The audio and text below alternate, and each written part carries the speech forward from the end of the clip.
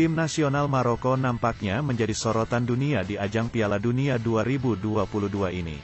Mengingat, tim-tim besar seperti Spanyol dan Portugal pun dilaluinya. Meskipun pada akhirnya Maroko dihentikan oleh sang juara bertahan yakni timnas Prancis. Piala Dunia ini merupakan pertama kalinya Maroko bisa sampai ke semifinal pada gelaran Piala Dunia. Karena prestasinya, seluruh pemain dan ofisial timnas Maroko melakukan sujud syukur di lapangan.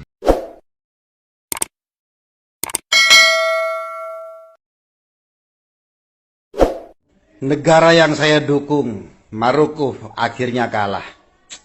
Sedih banget sih, tapi ya gak apa-apa lah, namanya juga kan sepak bola. By the way, saya tetap bersyukur, karena sejak awal Piala Dunia dimulai, sebenarnya kalau kita cermati, yang paling banyak menang itu adalah Islam. Kenapa? Karena kita tahulah, di Barat ini kan Islamofobia begitu parah. Menggambarkan Islam dengan tuduhan sebagai agama yang menakutkan, tidak humanis, teroris, barbar, kejam, ekstrim, dan lain-lain. Tapi ketika Qatar sebagai salah satu negara Islam menjadi tuan rumah, gambaran tentang Islam yang demikian itu sudah mulai banyak terkikis dan disaksikan langsung oleh banyak individu yang merasakan atmosfer Qatar. Kemenangan-kemenangan itu saya catat. Pertama, sejak awal pembukaan, Qatar sudah mengenalkan Islam kepada seluruh dunia dengan aduhai dan cakep. Ayat Al-Quran yang menjelaskan tentang perbedaan antar bangsa, suku, dan lain sebagainya, ini dijelaskan merupakan sesuatu yang wajar. Islam menerima perbedaan, bukan pembeda-bedaan. Yang kedua, para supporter dari seluruh dunia kaget dengan sambutan warga lokal Qatar yang begitu sopan. Banyak warga lokal yang menjamu para tamu. Kita tahulah bahwa motivasi warga Qatar ini tidak lain ya karena dari ajaran Islam. Man kana yu'minu billah wal yawmil akhir falyukrim dhaifahu.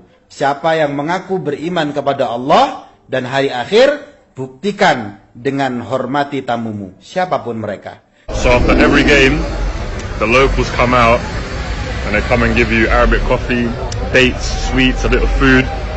I can't lie, I'm loving it. Wow, it's amazing. Thank you, amazing. Shukran. Hello, brother. Thank you, brother. Thank you. Look at this. Thank you. It's the people of Qatar. We've just come out of the game. And the people on the side of the road are giving us just food and water for free.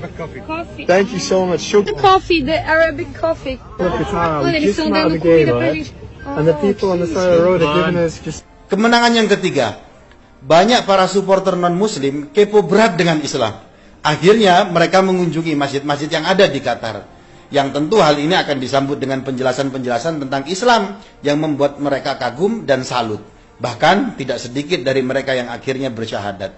A las 5 de la mañana están rezando acá, escuchen.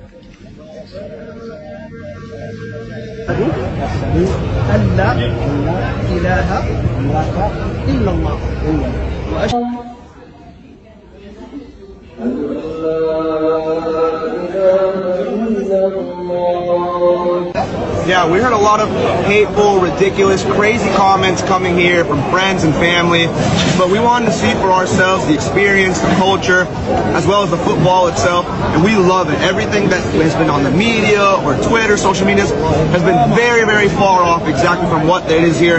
Pure love, respect for one another, everyone's helpful, it's a community-oriented. I love it, and I definitely can see myself coming back for sure. Yang keempat, selama Piala Dunia, alkohol dilarang masuk di stadion. Sekali lagi, dunia tahu hal ini tidak lain karena Islam sebagai negara resmi di Qatar itu memang melarang alkohol. Tapi dengan tidak mabuk, banyak orang justru senang karena reaksi dan perasaan dari para supporter nampak alami, bukan efek dari mabuk. It's wonderful, and actually I think no alcohol is not a bad thing, because the enthusiasm you're seeing is genuine. It's not fueled by alcohol, you know, and I think everyone, it's just more of a unity than sometimes you see when alcohol's involved. Kemenangan yang 5, di negara Islam siapapun bisa hidup dengan aman.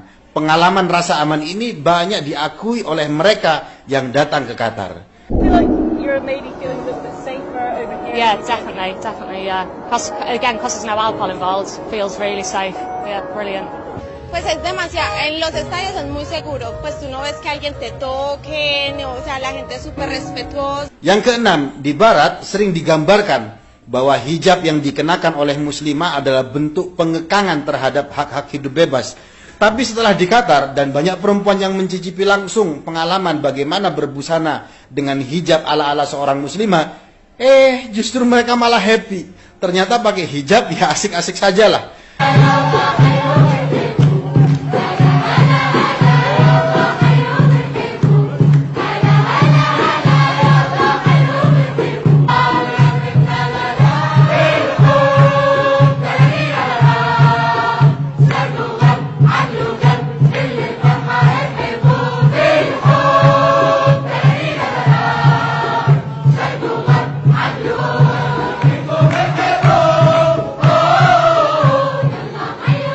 Dan masih banyak lagi kemenangan-kemenangan yang akhirnya ini mengikis dan mematahkan kesalahpahaman tentang ajaran agama Islam.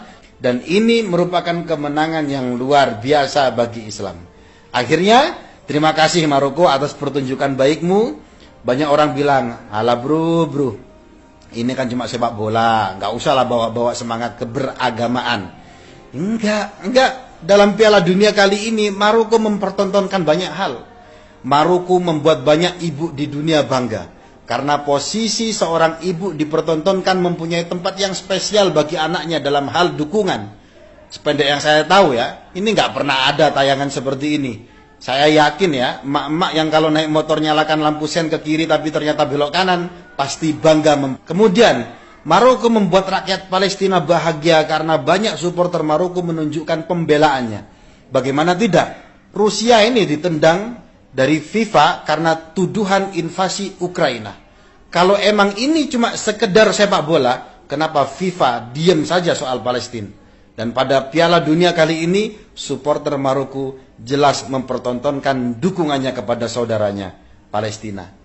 Yang lainnya, Maroko mencontohkan mulianya sunnah Nabi, yakni bersujud ketika mendapat kebahagiaan sebagai rasa syukur. Kita banyaklah tayangan-tayangan ini kita lihat dari para pemain Maroko. Sekali lagi, Maroko tidak sekedar mempertontonkan permainan sepak bola, Mas Bro. Di tengah media barat yang sampai saat ini masih kekeh kritik Qatar demi mengkampanyekan LGBT lah, Qatar tidak humanis lah, dan lain-lain. Oke lah, pada final Argentina lawan Prancis, saya menjatuhkan dukungan kepada Argentina. Where is Messi? Where is Messi? Kalau kamu dukung siapa? Super terakhir, saya ingin membacakan salah satu surat pendek dalam Al-Quran. Idza jaa nasrullahi wal fath wa ra'aitan nas yadkhuluna fi dinillahi afwaja fasabbih bihamdi rabbika wastaghfir innahu kana tawwaba. Apabila pertolongan dan kemenangan telah datang dan kamu melihat banyak manusia berbondong-bondong masuk ke agama Allah, maka lakukanlah bertasbih dengan memuji Allah dan beristighfarlah.